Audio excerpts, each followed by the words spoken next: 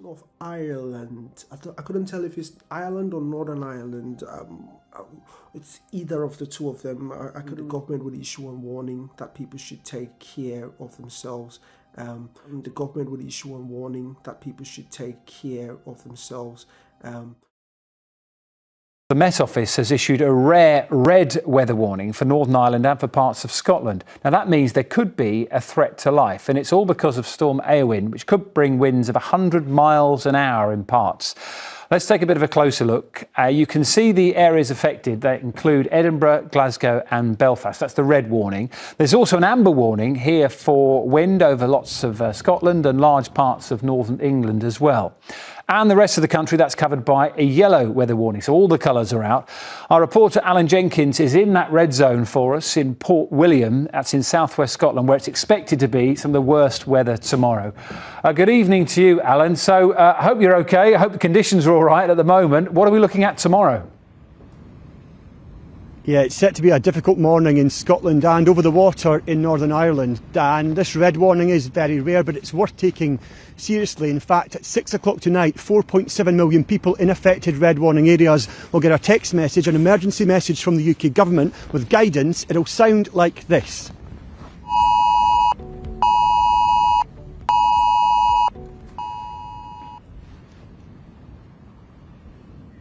So worth paying attention to that, Dan. We're here in Port William in the southwest of Scotland. It's been pretty wet and miserable today. I think we could show you some pictures of the conditions at sea here, but it's going to be something worse, a lot worse tomorrow morning, with winds of up to 100 miles per hour in some areas. Now, let me just take you through some of the timings that we know. The red warning is in place in Northern Ireland from 7 a.m. tomorrow morning, where all schools will be closed in Northern Ireland. And then from 10 a.m. in Scotland, that red warning is in place, covering the southwest where we are, up the west coast, over to the central belt, Glasgow and Edinburgh affected too. And it will cause lots of disruption. We've seen that many schools will be closed in Scotland. ScotRail has announced that basically all services will not run tomorrow because it's just too dangerous. Here's what Scotland's First Minister had to say earlier. The storm could bring winds of up to 100 miles per hour. The Met Office advice is clear. The potential impacts include danger to life, structural damage to property and transport and power disruptions. So we have to be clear, people should not travel, and Police Scotland will issue a formal do not travel advisory notice shortly.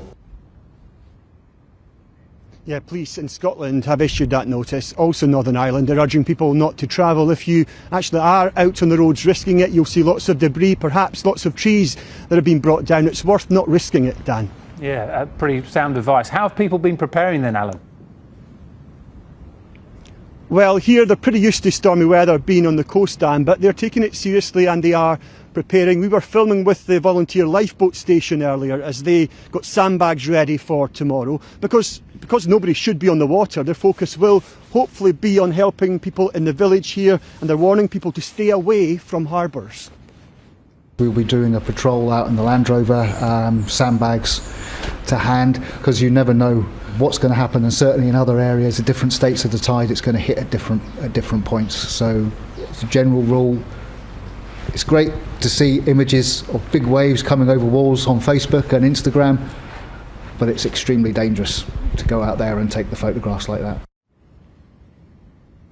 You see that a lot, don't you, Dan? But it's really worth not taking the risk. It's worth, if you can, unless it's an emergency, staying at home.